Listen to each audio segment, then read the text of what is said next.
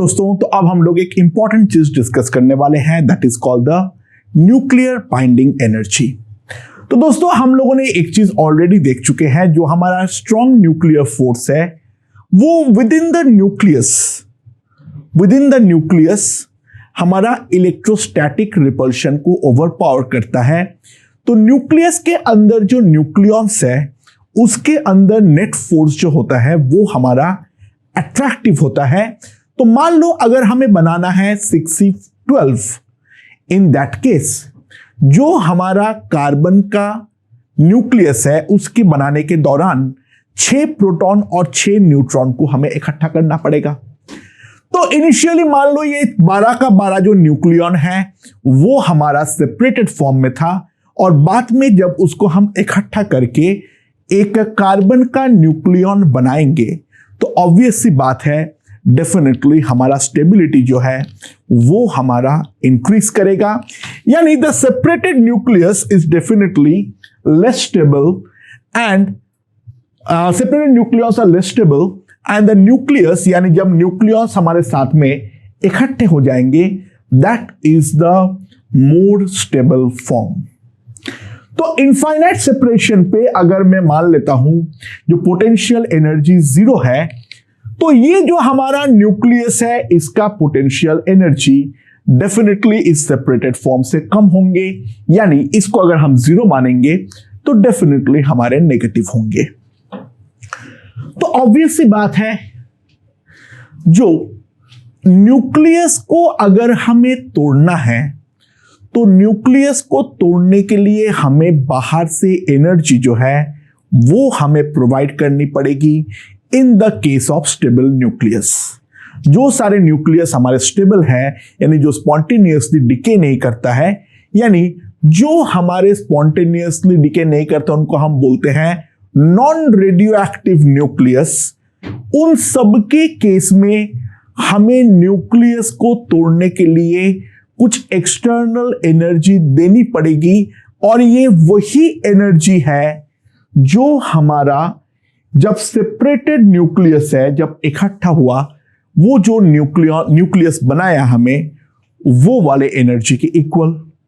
तो ये जो एनर्जी हमें देनी पड़ती है इसको हम बोलते हैं the binding energy of the nucleus.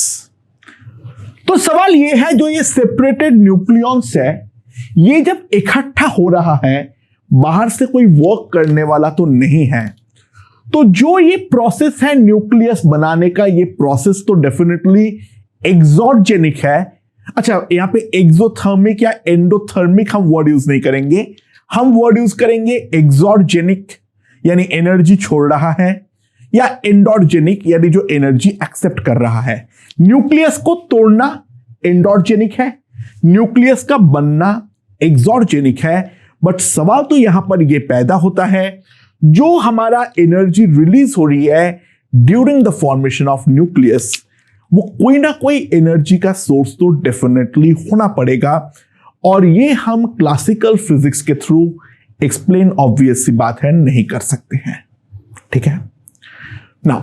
यहां पर गेम में जो आता है वो है आइंस्टाइन का special theory of relativity, and that is the consequence of E equals to mc square, यानी mass and energy are also interconvertible। अगर हमारे पास कोई मास है m, वो मास जो है that is nothing but a very concentrated form of energy, और वो मास अगर हमारा खत्म हो जाए तो उसके करस्पॉन्डिंग जो हमारा एनर्जी बाहर निकलेंगे that is given by the formula E equals to mc square, जहां पे c is the velocity of light in vacuum। ठीक है, ये हमारा आइंस्टाइन का जो थ्योरी है, इससे हम लोग मास एनर्जी इंटर कन्वर्जन के बारे में जानते हैं। अच्छा, before we proceed any further, एक जल्दी से एक चीज देख लो। एक चीज ऑब्जर्व किया गया है, जो स्टेबल न्यूक्लियस है उस पर नंबर ऑफ प्रोटॉन और नंबर ऑफ न्यूट्रॉन्स के बीच में एक रिलेशन सा दिखता है। फॉर लाइटेड न्यूक्लियस अगर तुम ऑब्जर्व करोगे, नंबर ऑफ न्यूट्रॉन और नंबर ऑफ प्रोटॉन लगभग हमारा इक्वल होता है। For example, if we consider like 6 से 12 is a very stable nucleus, या 8 और 16, या 7n14, इन सब में अगर हम ध्यान दें, ये जो हमारे स्टेबल न्यूक्लियस है, नंबर ऑफ न्यूट्रॉन और नंबर ऑफ प्रोटॉन जो है वो हमारा इक्वल है, यानी n/p रेशियो के बारे में बात करूं तो दैट इज इक्वल्स टू 1। हाँ, जैसे जैसे हेवी होता जाएगा वैसे वैसे नंबर ऑफ न्यूट्रॉन्स जो है वो हमारा बढ़ता रहता है in the case of stable. And if we consider iron is 26 Fe56, यानी 26 प्रोटॉन है, 30 न्यूट्रॉन है। लाइटर में न्यूट्रॉन ज्यादा होना थोड़ा तकलीफदायक होती है। फॉर एग्जाम्पल टिट्रियम जो है वो है हमारा 1H3 and that is radio active. 2 neutron 1 proton, that is radio active. ठीक है, या n/p 1 से कम हो जाना भी बुरी बात है, वो भी हमारा रेडियो एक्टिव बन जाते हैं। जो ज्यादातर स्टेबल न्यूक्लियस है वो स्टार्टिंग में n/p लगभग 1 ही होता है। ठीक है, एंड जैसे जैसे हेवी होता है वो n/p जो है वो हमारा बढ़ता रहता है। एंड मैक्सिमम के लिए हम ऑब्जर्व करते हैं जो मैक्सिमम स्टेबल न्यूक्लियस होता है, मतलब n/p का मैक्सिमम वैल्यू तब होता है जब काफी हेवी हो जाती है, एंड दैट मैक्सिमाइज अराउंड 1.6। उससे ज्यादा अगर n/p रेशियो होता है तो डेफिनेटली वो न्यूक्लियस हमारा अनस्टेबल है। तो लोगों ने सारे स्टेबल न्यूक्लियस को तुम्हारे लिए प्लॉट कर दिया है, एंड ये जो जोन है इसके अंदर ही हमारा सारे स्टेबल न्यूक्लियस लाई करेगा। इसके बाहर जो भी न्यूक्लियस होगा that is going to be unstable and radioactive. ये जो जोन होता है इसको हम बोलते हैं stability belt.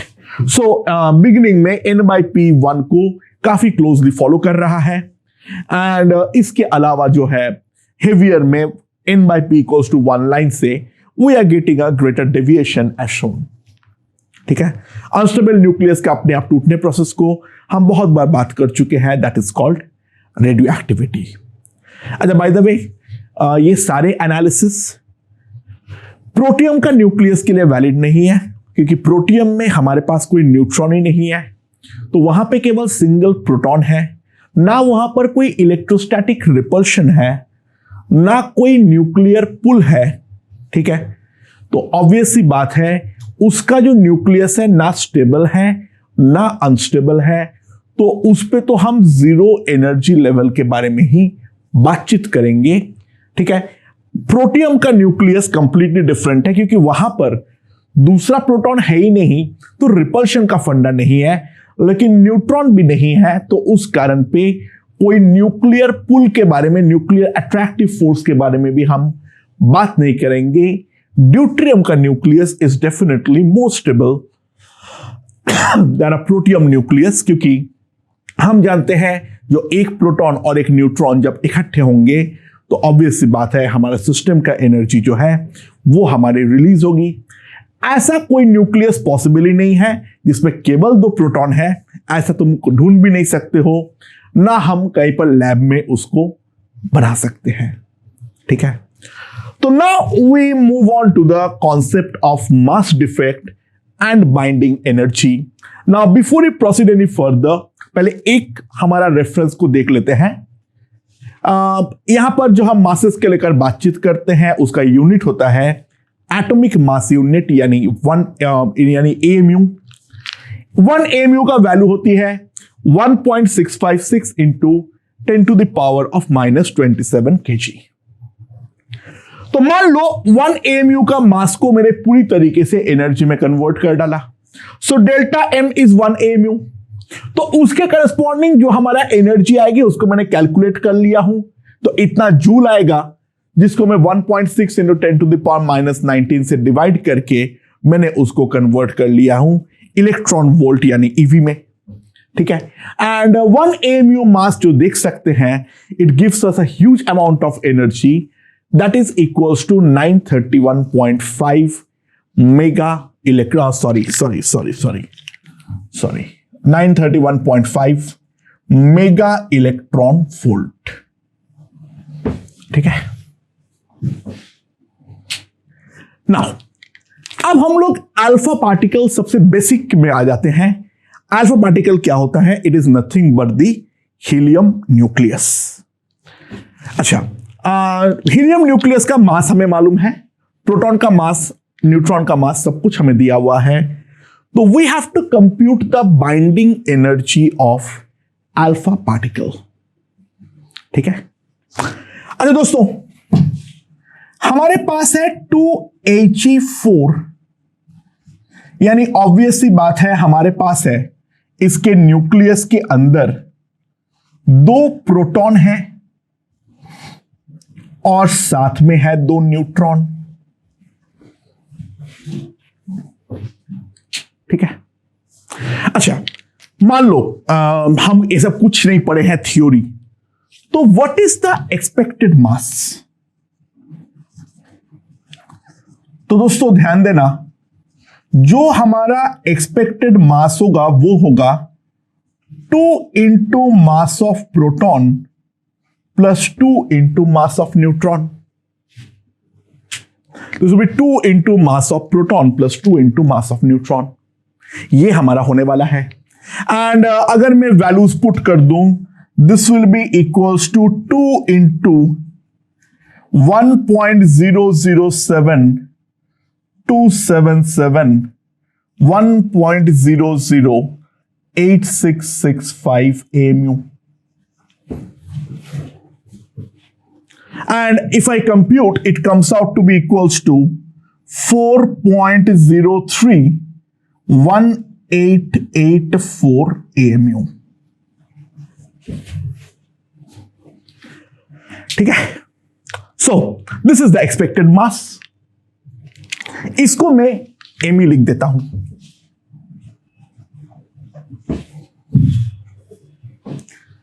But what is the actual mass? This is the actual mass, यानी MA।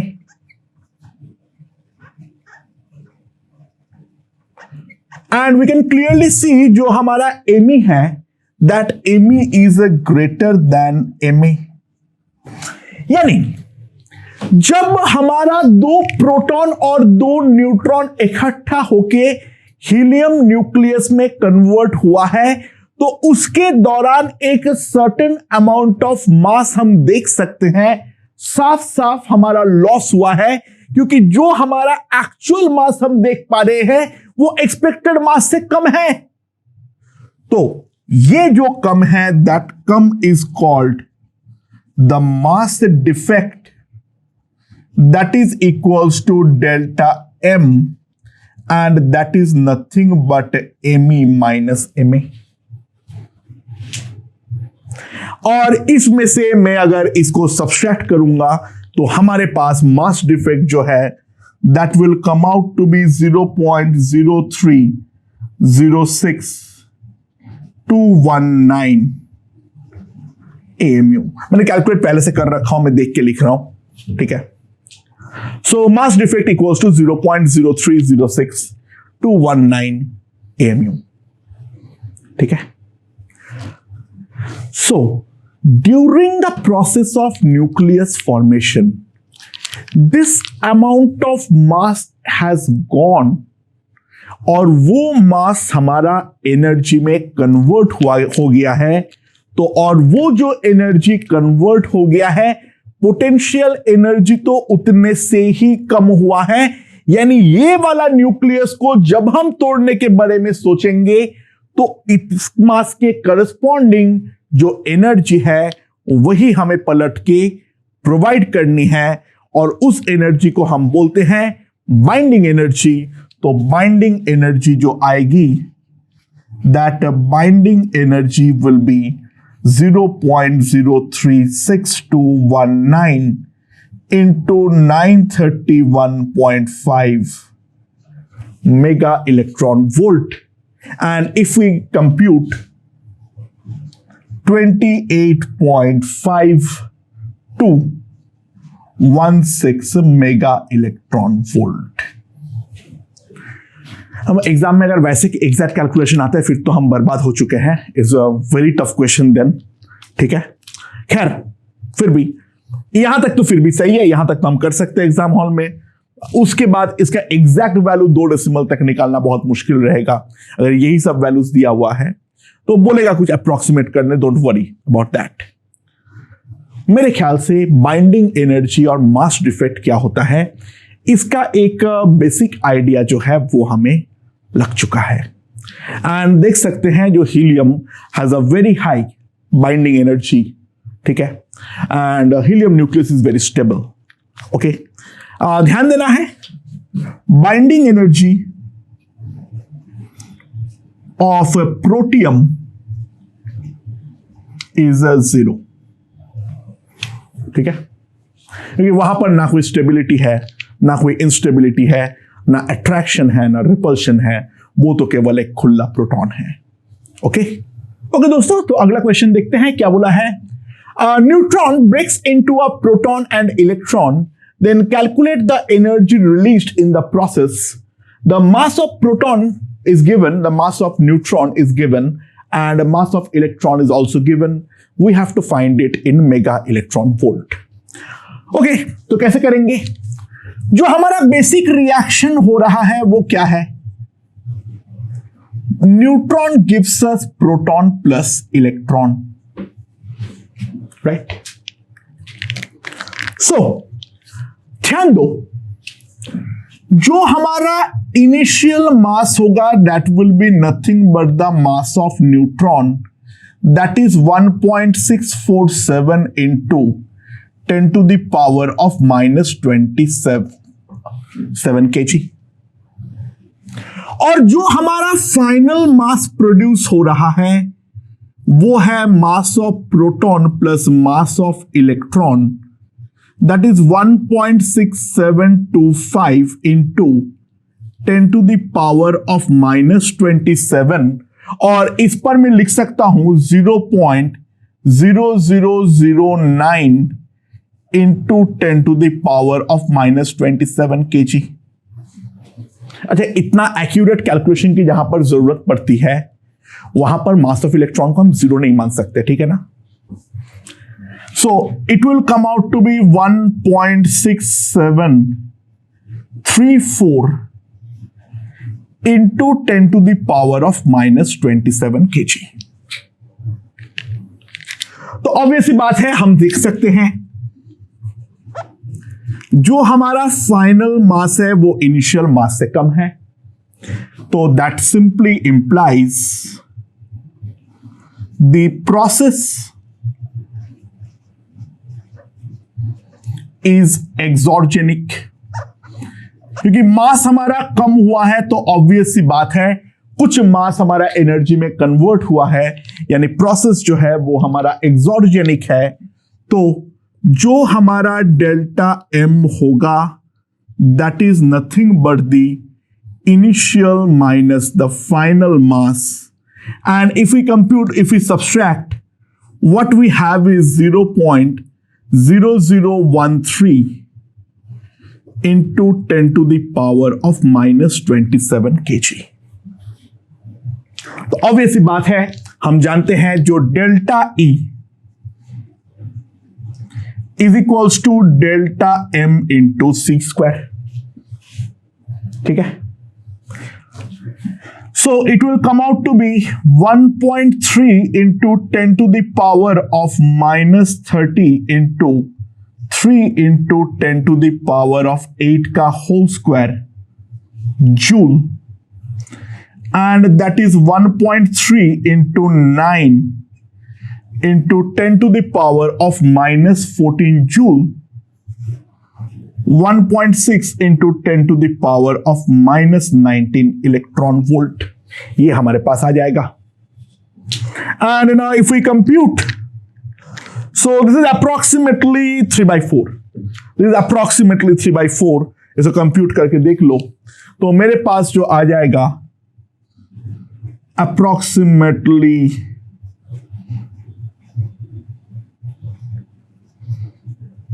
0.75 mega electron volt। So this is the energy released in the process। तो इससे एक बात समझो,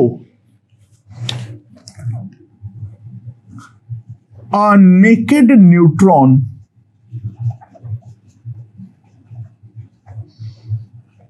cannot exist for a long time,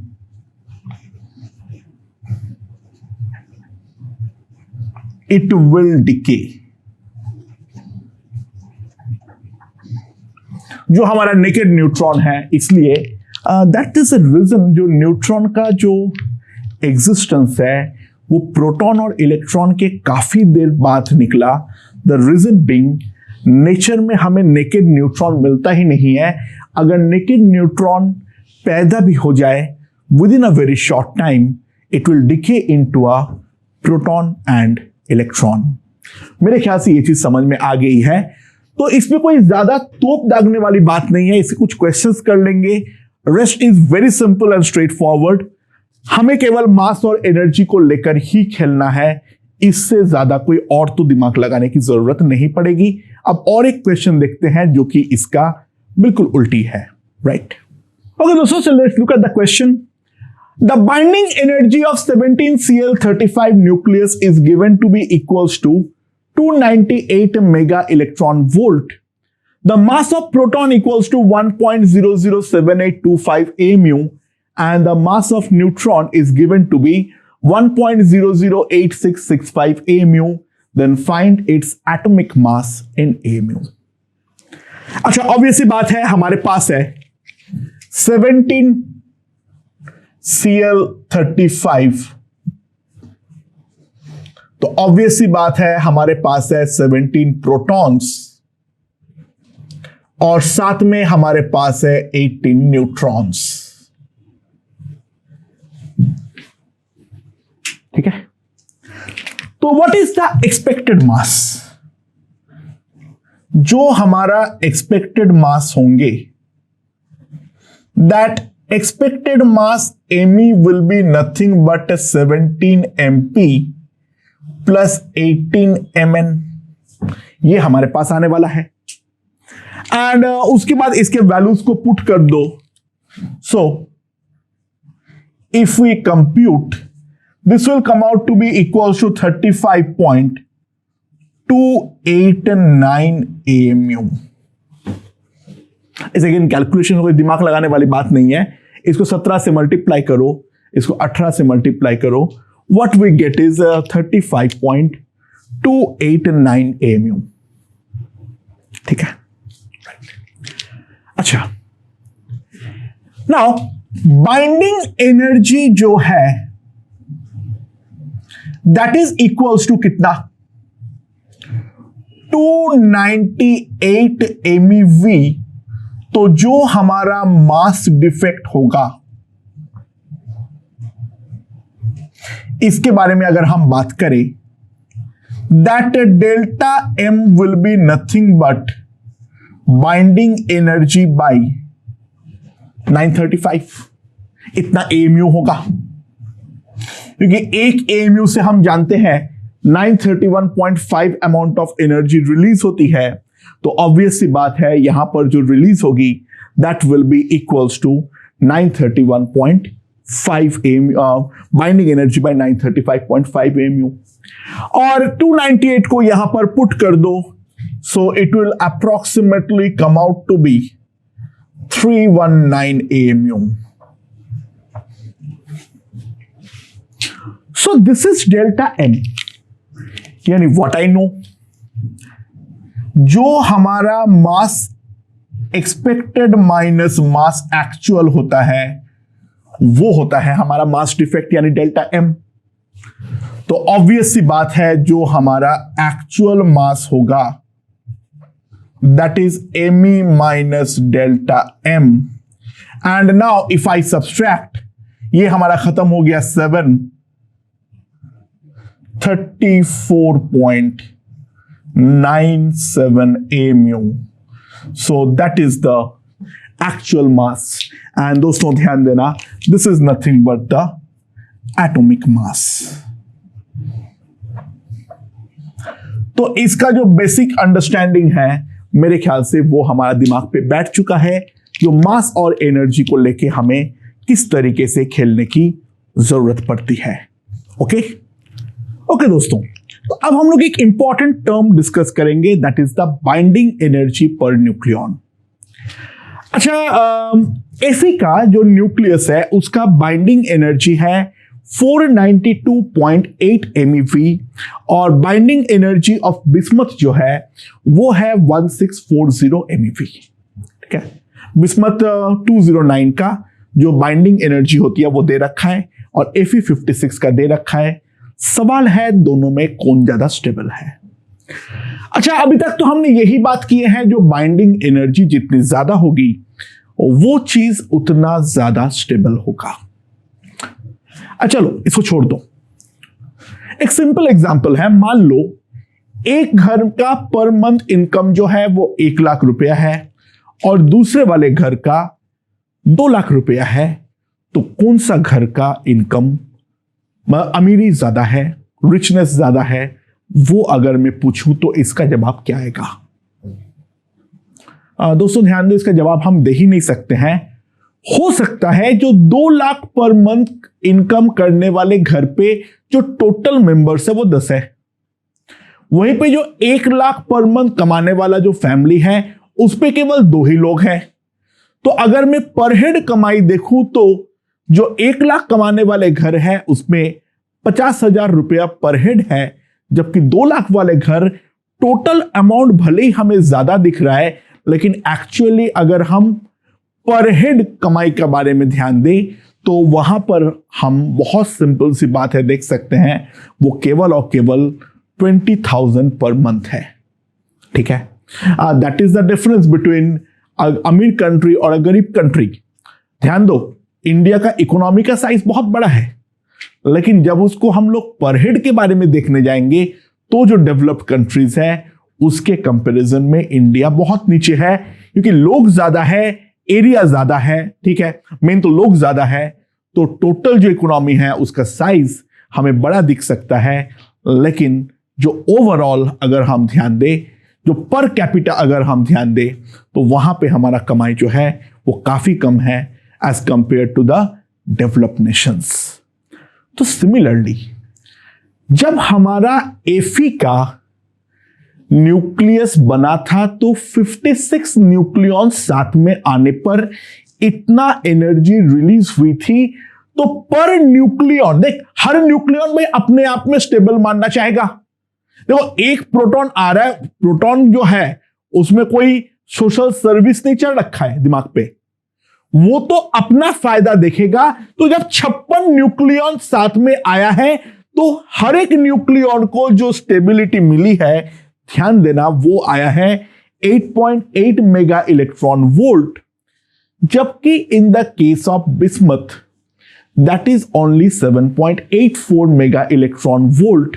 तो दोस्तों अगर nucleon को साथ में आना चाहेगा तो वो Fe के केस में हर इंडिविजुअल न्यूक्लियॉन को ज्यादा फायदा है। हाँ, टोटल संख्या ज्यादा होने के कारण भले ये बाइंडिंग एनर्जी ज्यादा दिख रहे हैं, बट एक्चुअल में जो बाइंडिंग एनर्जी पर न्यूक्लियॉन है वो डेफिनेटली हमारा बिस्मथ का कम है, Fe का ज्यादा है। तो more is the binding energy per nucleon, more is the stability. Absolute binding energy से हमें कोई मतलब नहीं है, क्योंकि हमें तो इंडिविजुअल न्यूक्लियॉन को during the process of nucleus formation हमें ज्यादा स्टेबिलाइज करना है। तो ऑब्वियस सी बात है, ये जो हमारा बाइंडिंग एनर्जी पर न्यूक्लियॉन है, it's a very very very very important term. तो लोगों ने A versus binding energy per nucleon का ग्राफ बनाया। It started with 1H2। ठीक है, it started with 1H2। 1H1 के बारे में तो हम बात ही नहीं करेंगे, बिकॉज दैट इज 0, वहां पर तो कोई बाइंडिंग एनर्जी का कॉन्सेप्ट नहीं है। सबसे पहले we get a maxima at 2He4, then it decreases for 3 lithium 6, then again we get a maxima at 6C12, and then a minima at 7 and 14, then a maxima at again oxygen 16, then again a minima at fluorine, and then it rises steadily up to the point of 26 Fe। क्या लिख दिया मैंने, sorry 59 नहीं 56, sorry, और इसका value होता है 8.8 MeV के आसपास। and then it continuously decreases for the higher values. ठीक है। अच्छा, बिस्मथ 209 के बाद, एटॉमिक नंबर 209 के बाद बाइंडिंग एनर्जी पर न्यूक्लियॉन का वैल्यू इतना सफिशिएंट नहीं रहता है जो कि वो न्यूक्लियॉन साथ में हेल्ड हो पाए। तो उस एटॉमिक नंबर के बाद जितने भी हमारे पास न्यूक्लियस होंगे वो सारे के सारे रेडियोएक्टिव होते हैं। सर ये क्या वाहियात बात है, उससे कम तो हम बहुत सारे देख पा रहे हैं। इनफैक्ट कार्बन का उससे कम, इनफैक्ट जो है लिथियम का उससे कम नजर आ रहा है। लिथियम तो आप बिंदास हम लोगों का नेचर में एग्जिस्ट करता है, वो तो हमारा रेडियो एक्टिव नहीं होता है। या फिर 7 और 14 जो है वो तो हमारा रेडियो एक्टिव नहीं होता है। तो सर ये 209 के बाद क्या ऐसे खास आपको लगाव है, ठीक है, जो कि उसके बाद आप रेडियो एक्टिव बोलना चालू कर रहे हो, जबकि वैल्यूज उतना कम भी नहीं है। अगर हम ध्यान दें, मैक्सिमम जो है वो 7 पॉइंट, मतलब जो बिस्मथ का है वो है 7.84, तो 210 के आसपास थोड़ा सा और कम कर लो, चलो 7.8 होगा। जो हमारा निकाले थे हमने हीलियम का, वो भी 28 आया था 4 न्यूक्लियॉन में, यानी पर न्यूक्लियॉन तो उससे भी कम है। तो आपको हेवी वाले से ऐसे क्या नफरत है, क्योंकि कम वाले का भी तो कम ही है बाइंडिंग एनर्जी पर न्यूक्लियॉन, इतना क्या ज्यादा है। जो हीलियम है जो कि अपना लोकल मैक्सिमा पे बैठा हुआ है वो भी 7 के आसपास ही है।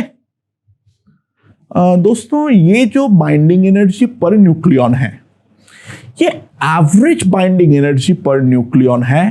We have to realize one thing, जो हर न्यूक्लियॉन एक जैसा नहीं है। जो न्यूक्लियॉन हमारा न्यूक्लियस के सेंटर यानी कोर के नजदीक होगा उसके ऊपर बाइंडिंग एनर्जी काफी ज्यादा लगेगी, क्योंकि न्यूक्लियर फोर्स जो है वो हमारी ज्यादा होगी। और पेरिफेरी के पास जो है वो पेरिफेरी के पास हमारा ड्रास्टिकली रिड्यूस करना चालू करेगा। तो average binding energy per nucleon तो सही है, लेकिन जो पेरिफेरी वाले न्यूक्लियॉन्स है उनका अगर हम नेट फायदा देखें तो वो तो अप्रोक्सीमेटली सेपरेटेड फॉर्म में ही एग्जिस्ट करेगा, और वो सेपरेटेड फॉर्म में एग्जिस्ट करने के कारण आसानी से वहां से हमारे डिकेज होंगे। Try to understand this.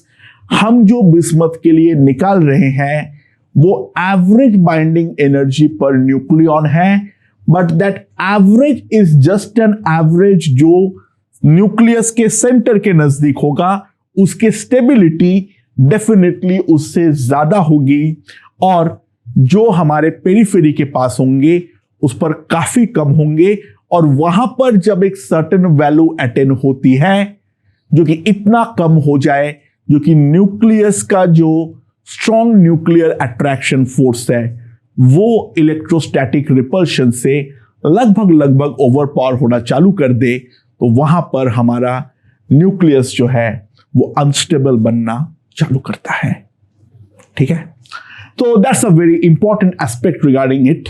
जो ये हमारा बाइंडिंग एनर्जी पर न्यूक्लियॉन तो केवल और केवल average binding energy per nucleon है। तो ज्यादा हेवी वाले भी अनस्टेबल होते हैं और ज्यादा लाइट वाले भी अनस्टेबल होते हैं बाइंडिंग एनर्जी के पॉइंट ऑफ व्यू से। जो स्टेबल होते हैं वो बीच वाले जोन पे होते हैं, and it's just a matter of coincidence बोलो या इट्स जस्ट अ फ्लुक। जो एफी के साथ, एफी का जो बाइंडिंग एनर्जी पर न्यूक्लियॉन है वो मैक्सिमाइज्ड है।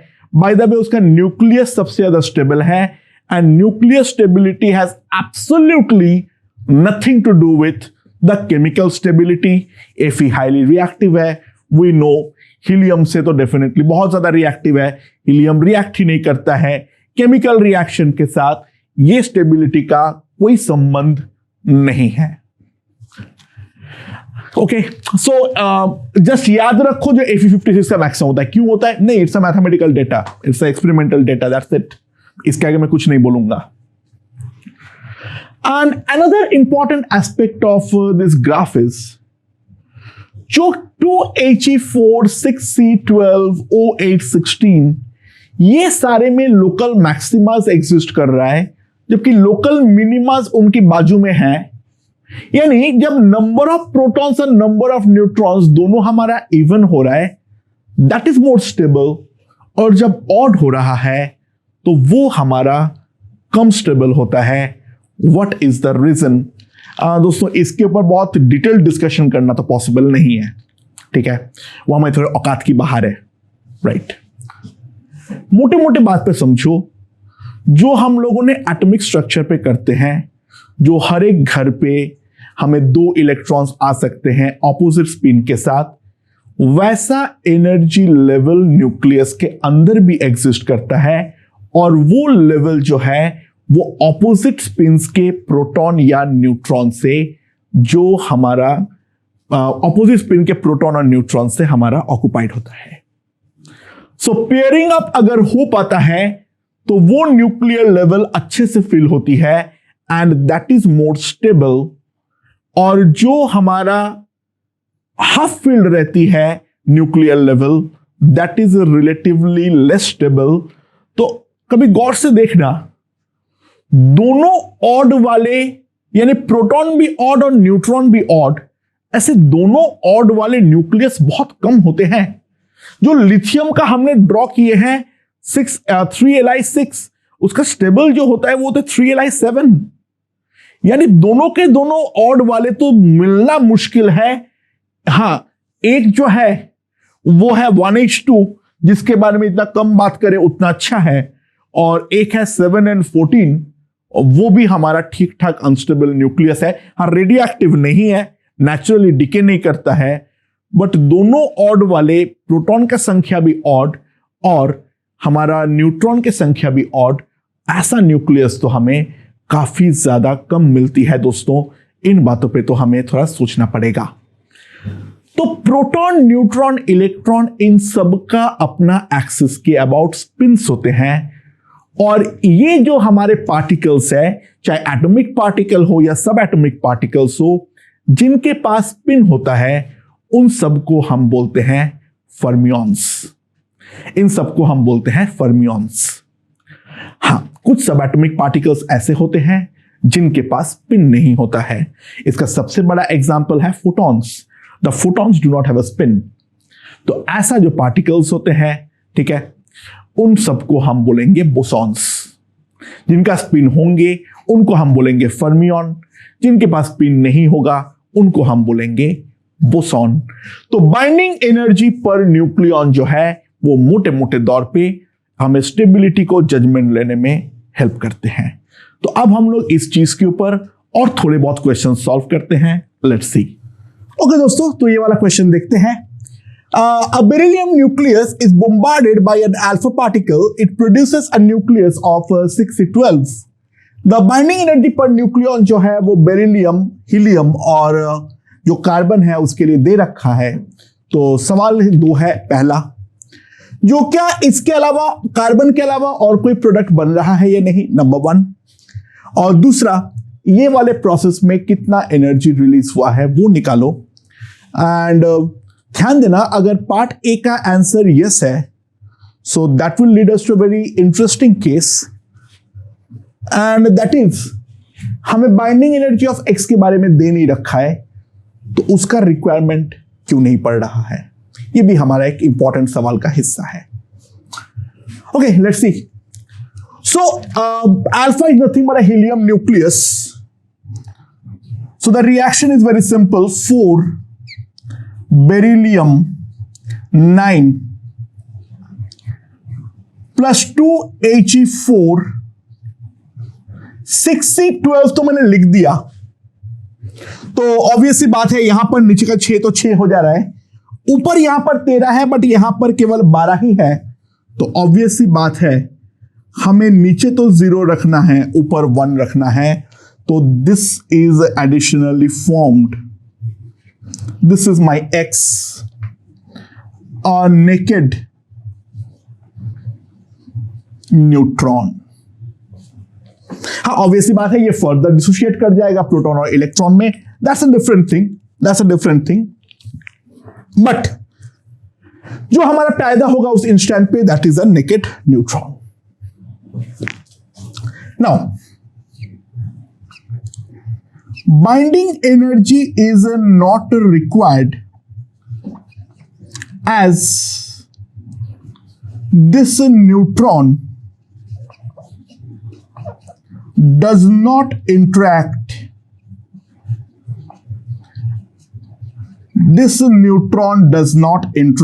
with any other nucleon. Obviously बात है, ये कोई भी और न्यूक्लियन के साथ किसी भी प्रकार का रिएक्शन जो है वो हमारा नहीं करता है। ठीक है, अच्छा, अब इस प्रोसेस को ऐसे समझो, जो अल्टीमेटली हमारा beryllium and helium nucleus destroy हो रहा है एंड कार्बन न्यूक्लियस फॉर्म हो रहा है। अल्टीमेटली जो हो रहा है, मैं ऐसा भी तो सोच सकता हूं, जो बेरियम और जो हीलियम है उनका न्यूक्लियस पूरी तरीके से समाप्त हो रहा है और उसके बदले हमारा एक कार्बन जो न्यूक्लियस है वो हमारा पैदा हो रहा है।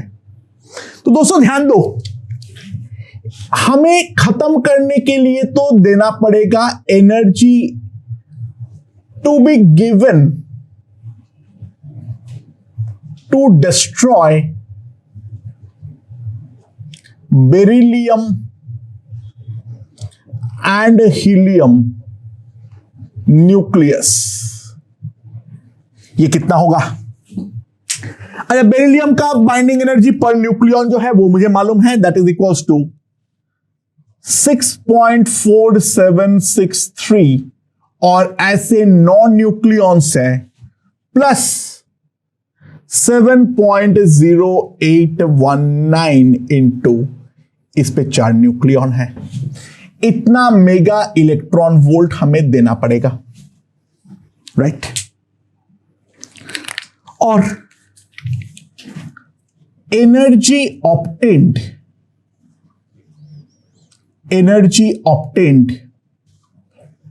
ड्यू टू फॉर्मेशन ऑफ सी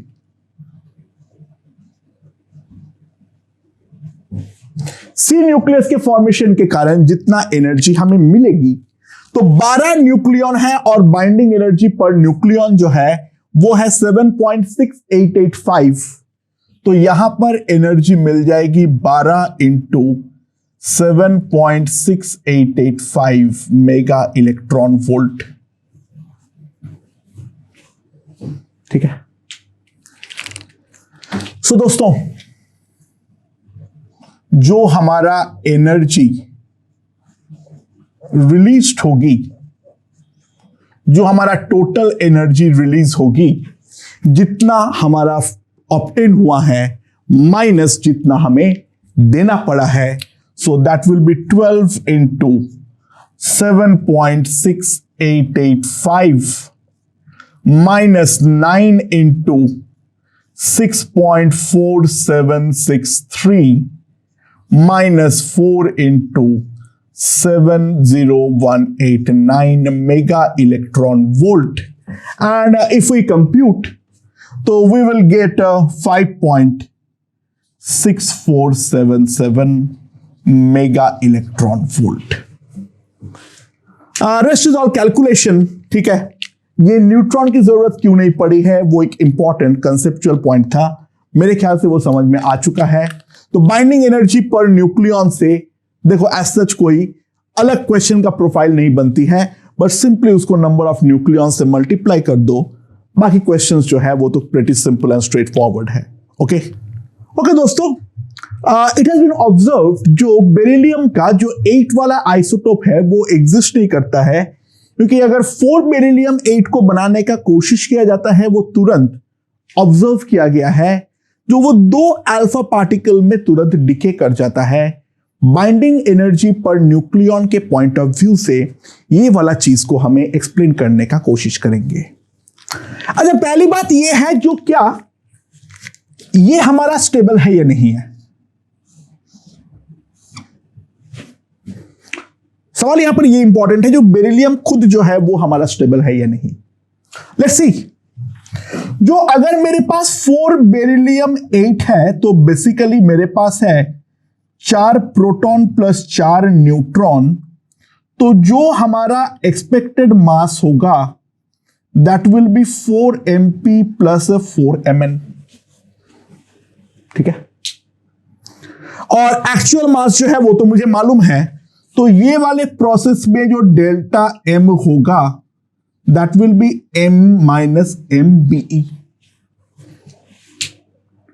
ठीक है, सो ये वाले प्रोसेस को अगर हम गौर से देखें तो मेरा ये वाले प्रोसेस का जो डेल्टा m आएगा that will be equals to 4 into mp plus 4 into mn minus m of be। इसके वैल्यूज जो है वो हम सारे के सारे सब्स्टिट्यूट कर देंगे। ठीक है, तो जो हमारा बाइंडिंग एनर्जी जो आएगी, binding energy of beryllium that will be delta m into 931.5 mega electron volt. ठीक है, compute it will come out to be approximately 56.5 mega electron volt. अच्छा, बाइंडिंग एनर्जी पॉजिटिव एंड ठीक ठाक पॉजिटिव है, ऐसी कोई प्रॉब्लम नहीं है। ठीक है, तो बाइंडिंग एनर्जी पर न्यूक्लियॉन जो आएगा that binding energy per nucleon will be 56.5 divided by 8, that is 7.06 mega electron volt. तो बेरिलियम के न्यूक्लियस का जो बाइंडिंग एनर्जी पर न्यूक्लियॉन है that is equals to 7.06 mega electron volt.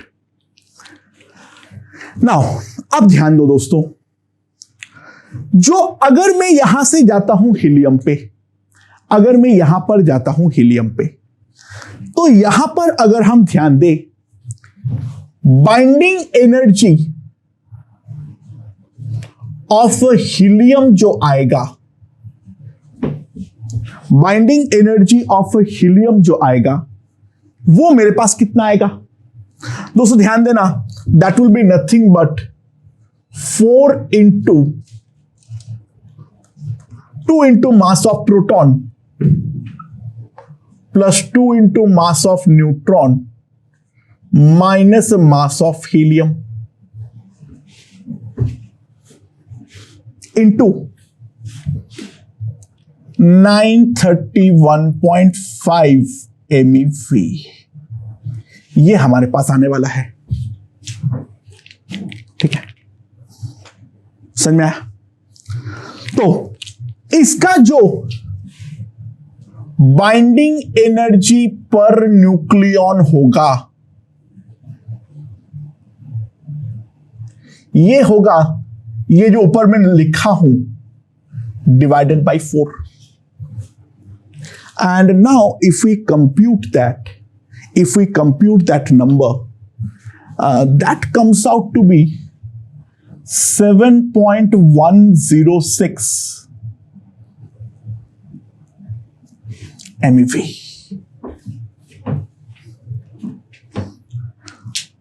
Compute it, it will come out to be 7.106 MeV।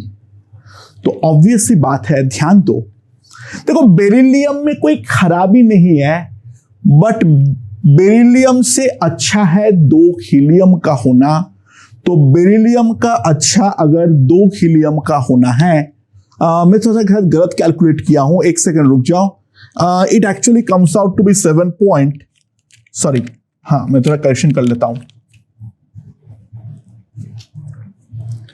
085 types आता है।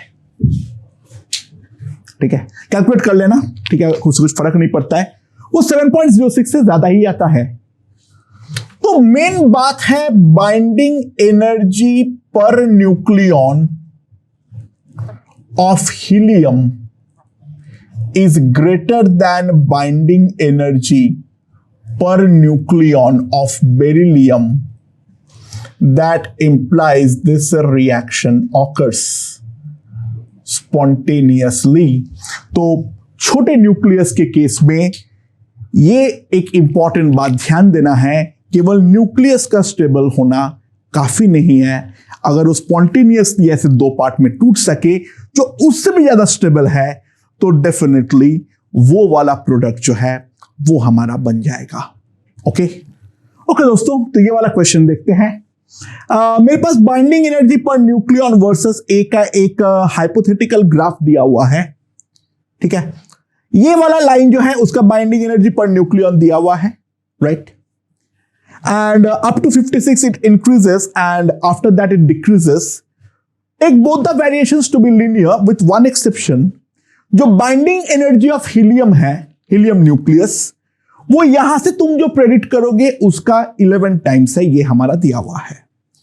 तो सवाल ये है जो मिनिमम मास नंबर जो हमारा एक अल्फा स्पॉन्टेनियसली रिलीज कर सकता है। ओके दोस्तों, सो अब सॉल्व करना चालू करते हैं। ठीक है, क्या है अल्फा के बारे में अगर देखें, हमें बाइंडिंग एनर्जी पर न्यूक्लियन है, इसको बीई बार से मैं रिप्रेजेंट करूंगा। इसके बारे में अगर मैं ध्यान दूं, ठीक है, so binding energy per nucleon of alpha actual में जो होगा, देखो ये वाले लाइन से हम प्रेडिक्ट करेंगे 0.16 इंटू 4 इंटू 11, ये हम प्रेडिक्ट करने वाले हैं। तो this will come out to be 7.04 mega electron volt. और इसके अलावा binding energy per nucleon of C जो आएगा वो हमारे पास कितना आएगा, 56 इंटू 0.16 मेगा इलेक्ट्रॉन वोल्ट। ठीक है, and if we compute this comes out to be 8.96 mega electron volt. अब मैं ये वाले लाइन का इक्वेशन निकालना चाहूंगा, यानी equation of line beyond C. So obviously बात है, y that is the BE bar minus y1 is equals to m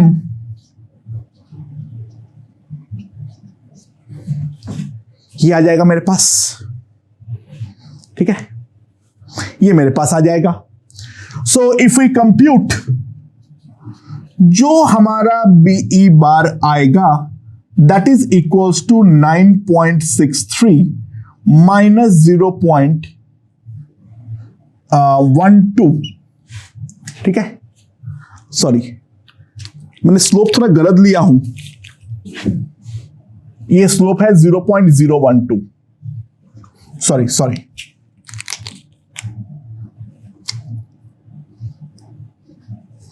ठीक है, 0.012 इंटू ए। मैं लिखा गलत हूं, कैलकुलेशन मैंने 0.012 के अकॉर्डिंग लिया था। तो बाइंडिंग एनर्जी जो आएगा वो मेरा ये वाला रिलेशन आएगा। You can simply compute it. इसमें कोई बहुत बड़ी बात तो डेफिनेटली हमारे पास नहीं है, सिंपली कंप्यूट इट और उससे ये मेरे पास चीज आ जाएगा। ठीक है, सो this is the binding energy per nucleon of this. तो मान लो X जो एटम है वो पहली बार हमारा डिसइंटीग्रेट करता है और बनता है ZXA से Z-2Y A-4। ठीक है, और साथ में हमारा निकलता है एक हीलियम।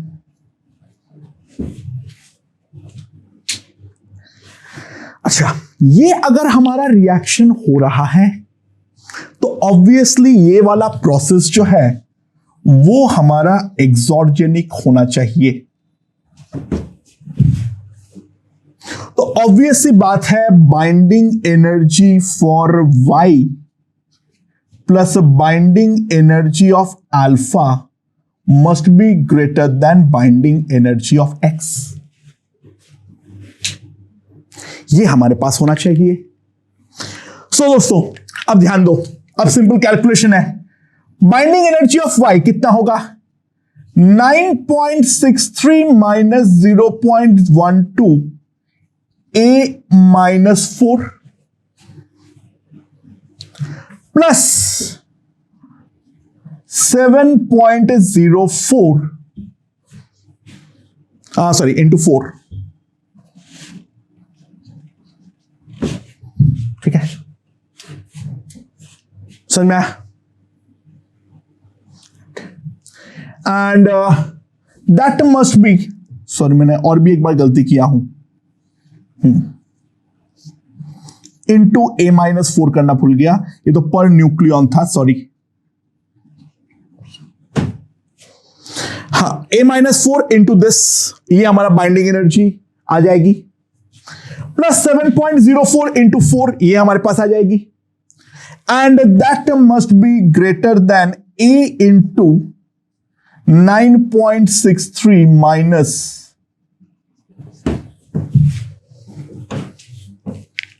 ध्यान दो मैंने क्या किया, Y का एटॉमिक मास है कितना, मास नंबर है A माइनस 4, तो ऑब्वियस सी बात है इस वाले पे मैंने पुट कर दिया, ये हमारा बाइंडिंग एनर्जी पर न्यूक्लियन आ गया, into A minus 4 is the total binding energy. Alpha का बाइंडिंग एनर्जी 7.04 इंटू 4, और ये जो नेट बाइंडिंग एनर्जी है वो हमारा एटॉमिक मास A से जो है वो डेफिनेटली हमारा बड़ा होना चाहिए। And now we have to compute, ठीक है, कैलकुलेशन कर लेना, इसमें कोई बड़ी बात नहीं है। तो कैलकुलेट करके A ग्रेटर देन आता है 215.8। सो A का जो मिनिमम वैल्यू है that will be equals to, क्योंकि ऑब्वियसली बात है ये इंटीजर होना चाहिए, that has to be equals to 216। So दोस्तों this is hypothetical graph as shown like this. मैंने स्लोप्स वगैरह सब कुछ दे रखा था, ठीक है, वो स्लोप थोड़ा गलत दे रखा था, उस पर ध्यान दे देना। तो मैंने क्या किया, अल्फा का ट्रू बाइंडिंग एनर्जी निकाल लिया पर न्यूक्लियन, ठीक है, उसके बाद सी का बाइंडिंग एनर्जी पर न्यूक्लियन निकाल लिया। उसके आगे के लिए बाइंडिंग एनर्जी पर न्यूक्लियन निकालने के लिए सिंपल सी बात है, मैं y minus y1 is equals to m into x minus x1 का इस्तेमाल किया, तो इसका बाइंडिंग एनर्जी पर न्यूक्लियन आ चुका है। बाय द वे जो भी हमारा अल्फा छोड़ेगा वो C के बियॉन्ड ही लाई करेगा, यहां पर ऊपर जाने पे तो बाइंडिंग एनर्जी पर न्यूक्लियन बढ़ रहा है, तो यहां पर तो कोई सवाल जो है पैदा होता ही नहीं था, ठीक है, यहां पर तो कोई सवाल पैदा ही नहीं होता है, जो कोई सोल्यूशन निकलेगी भी, जो भी होगा वो यहां पर ही होने वाला है। हेवी जो है यहां पर जो है लाइट हेवी पर जाना चाहेगा, तो हेवी लाइट पर तो आना ही नहीं चाहेगा, अल्फा छोड़ने पे डेफिनेटली हेवी लाइट पर हो रहा है। हां, यहां पर हेवी जो है वो लाइट पर आने पे फायदा है, तो जो भी होगा वो इसके राइट पे ही सॉल्यूशन एग्जिस्ट करेगा।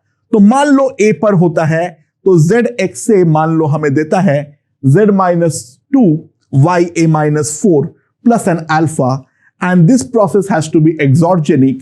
तो net binding energy of y plus net binding energy of alpha, that must be greater than net binding energy of x. y में total number of nucleons है a minus 4, binding energy per nucleon के लिए इसको मैंने put कर दिया, plus 7.04 into 4 helium का मैंने लिख दिया, that must be greater than binding energy per nucleon into number of nucleons आ जाएगा। तो मिनिमम जो A होगा that has to be an integer and it is going to be 216। तो बाइंडिंग एनर्जीज के बारे में बेसिक चर्चाएं हमारी खत्म होती है। अब हम लोग देखेंगे जो न्यूक्लियस अनस्टेबल होता है वो क्या क्या रिएक्शंस दे सकता है, वो कैसे डिके करता है, उन सारी बातों पे अब हम चर्चा करने वाले हैं। ओके Okay, दोस्तों, so now let's finish up this binding energy part with a very interesting question. एक वो वाला एस्पेक्ट है जिसके बारे में अभी तक हम लोगों ने चर्चा नहीं किए हैं। हम लोग जब बात करते हैं बाइंडिंग एनर्जी पर न्यूक्लियॉन, तो क्या बाइंडिंग एनर्जी पर प्रोटॉन एंड बाइंडिंग एनर्जी पर न्यूट्रॉन वो हमारा एग्जैक्टली सेम होता है, या फिर उन दोनों के वैल्यूज के बीच में कोई माइन्यूट सा ही सही वो डिफरेंस होती है? वो चीज हम निकालने का यहां पर कोशिश करेंगे। एग्जाम्पल के तौर पे ऐसे तो हर कोई एक न्यूक्लियस के लिए अलग अलग होती है वो डिफरेंस होती तो है, क्योंकि लॉजिकली बात को समझने का कोशिश करो। अगर मैं न्यूट्रॉन को बाहर निकालना चाहूंगा तो इन दैट केस हमें जो है वो केवल और केवल जो स्ट्रॉन्ग न्यूक्लियर अट्रैक्शन है उस न्यूक्लियर अट्रैक्शन को ओवरपावर करना पड़ेगा। इन द केस ऑफ प्रोटॉन वो जो न्यूक्लियर अट्रैक्शन है वो तो हमारा डेफिनेटली सेम है, बट जो बाकी बचा हुआ न्यूक्लियस है वो बाकी बचा हुआ न्यूक्लियस तो प्रोटॉन को असली में इलेक्ट्रोस्टैटिक रिपल्शन के कारण भगाना चाहता है। तो न्यूट्रॉन को निकालना जितना मुश्किल होगा उतना ज्यादा मुश्किल डेफिनेटली मेरे ख्याल से प्रोटॉन के केस में नहीं होने वाली है। प्रोटॉन कंपैरेटिवली आसानी से निकलना चाहिए एज कंपेयर टू न्यूट्रॉन। मेरे ख्याल से रीजन यहां पर हमें समझ में आ गया है। एक दोनों में ही जो हमारा न्यूक्लियर फोर्स के अगेंस्ट जो हमें काम करना पड़ रहा है, जो अट्रैक्टिव है, वो तो दोनों केस में सेम ही होगा। But on the other hand proton को भगाने में जो हमारा इलेक्ट्रोस्टैटिक रिपल्शन है वो डेफिनेटली मदद करेगा, जो हमें न्यूट्रॉन के लिए मिसिंग होने वाला है। तो दोस्तों, मैं यहां पर एक बेरिलियम न्यूक्लियस का एग्जांपल लिया हूं, सॉरी बोरॉन न्यूक्लियस का। बोरॉन का एक आइसोटोप है 5B11, ठीक है, और हमें उसके करस्पॉन्डिंग कुछ मासेस दिया हुआ है। तो हमें बाइंडिंग एनर्जी पर न्यूक्लियॉन में जो डिफरेंस है, द बाइंडिंग एनर्जी पर प्रोटॉन एंड बाइंडिंग एनर्जी पर न्यूट्रॉन, वो डिफरेंस मुझे निकालनी है। तो दोस्तों, बहुत सिंपल सी बात है, डिफरेंस तो तभी मालूम पड़ेगा जब मैं बाहर निकालूंगा। तो यहां पर बाहर निकालते हैं सबसे पहले न्यूट्रॉन को। तो अगर मैं न्यूट्रॉन को बाहर निकालूंगा तो ऑब्वियस सी बात है 5B11 ये हमें देगा 5B10 प्लस 0N1, ये हमें रिएक्शन देगा, ठीक है। और दूसरा जो है वो है 5B11, जब मैं प्रोटॉन निकालूंगा तो वो कन्वर्ट होगा 4B10 प्लस 1P1 में, ये हमारा कन्वर्ट होने वाला है। अच्छा, गौर से ध्यान दो दोस्तों, जो हमारा रिएक्टेंट साइड है उस पे तो दोनों तरफ जो है मास मेरा सेम है, ठीक है। अब ये वाले केस पे अगर हम ध्यान दें, delta M of first reaction क्या होने वाला है? अगर मैं delta M of the first reaction के बारे में ध्यान दूं, so delta M will be nothing but mass of boron 11 minus mass of boron 10 minus mass of neutron, ठीक है। मैं लिखा गलत हूं, sorry, this is not boron. Chart पे तो बोरॉन हो ही नहीं सकते, is a beryllium, sorry. Boron beryllium सब एक जैसे ही लगता है। और delta M of second reaction जो हमारा होगा, ठीक है, तो वो हमारे पास कितना होने वाला है? मास of boron 11 minus mass of beryllium 10 minus mass of proton. ना इस पर नाम दे देता हूं डेल्टा M1 और यहां पर दे देता हूं डेल्टा M2। सो दोस्तों, जो हमारा delta M2 minus delta M1 है वो मेरे पास कितना आएगा? ऑब्वियसली ध्यान दो, this will B mass of boron 10 plus mass of neutron minus mass of beryllium 10 minus mass of proton. जो बोरॉन 11 का जो मास है उसकी कोई जरूरत ऑब्वियस सी बात है हमें नहीं पड़ने वाली है, क्योंकि वो तो हमारे दोनों तरफ से कट जाएगा। And now if I compute mass of boron 10, यहां पर 10.0129 plus mass of neutron 1.0087 minus 1.0135 plus minus 1.0078 AMU। ठीक है, सो इसको अगर मैं कंप्यूट करूं तो मेरे पास आ जाएगा delta M2 minus delta M1।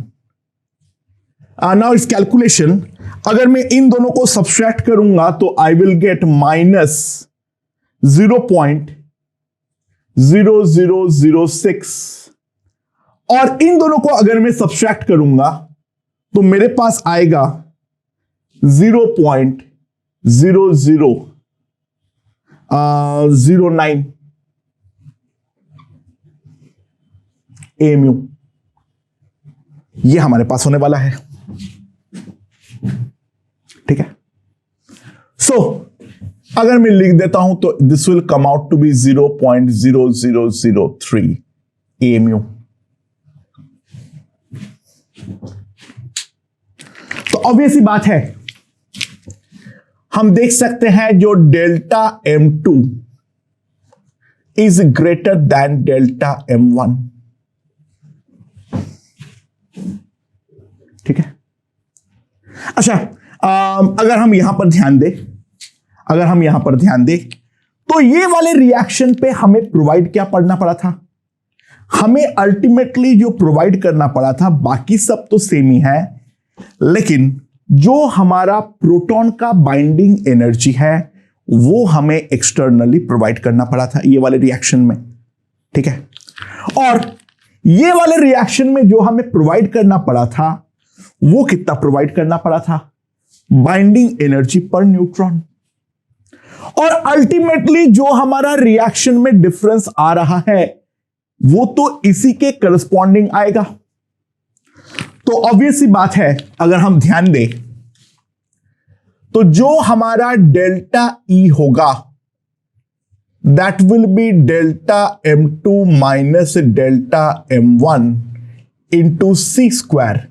और हम जानते हैं एक AMU जो होता है that is equals to 931.5 mega electron volt. ये हमारे पास आएगा। And now if I compute तो कितना आ जाएगा मेरे पास? ये 3 into 931.5 into 10 to the power of -4 mega electron volt.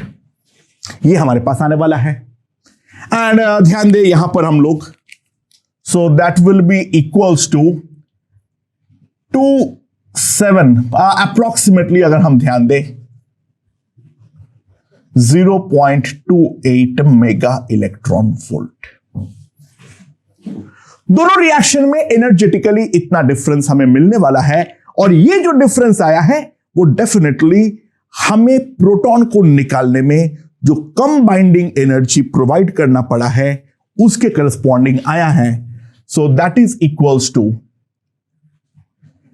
Binding energy of neutron minus the binding energy of proton.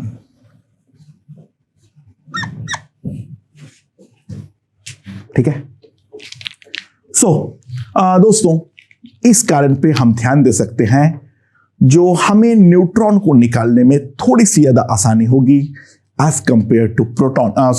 Proton को निकालने में थोड़ी सी आसानी होगी एज कंपेयर टू प्रोटॉन, और उसका जो डिफरेंस है पर न्यूक्लियन में, यानी पर न्यूट्रॉन माइनस पर proton, that is approximately 0.28 MeV। ये कोई यूनिवर्सल वैल्यू नहीं है, हर अलग अलग न्यूक्लियस के लिए अलग अलग होता है। प्रोटॉन न्यूट्रॉन इंटरेक्शन भी डिफरेंट तरीके से होता है, ठीक है। तो प्रैक्टिकल लेवल पे हम ये डिफरेंस को पूरी तरीके से नजरअंदाज कर देते हैं, लेकिन एक्चुअल में ये डिफरेंस एग्जिस्ट तो जरूर करता है। जब हम लोग इसको बाहर निकाले तब हम लोग देख पाए, जब अल्टीमेटली हम इसको binding energy for the neutron provide करेंगे तो ये ऐसे स्प्लिट करेगा, और ये यहां पर जब बाइंडिंग एनर्जी पर प्रोटॉन प्रोवाइड करेंगे तो ये वाला स्प्लिट करेगा। दोस्तों मेरे ख्याल से ये चीज हमें समझ में आ चुकी है। तो बाइंडिंग एनर्जी का कॉन्सेप्ट जो है वो हमारी होती है समाप्त। अब हम करेंगे कुछ नेचुरल डीके प्रोसेस। ओके।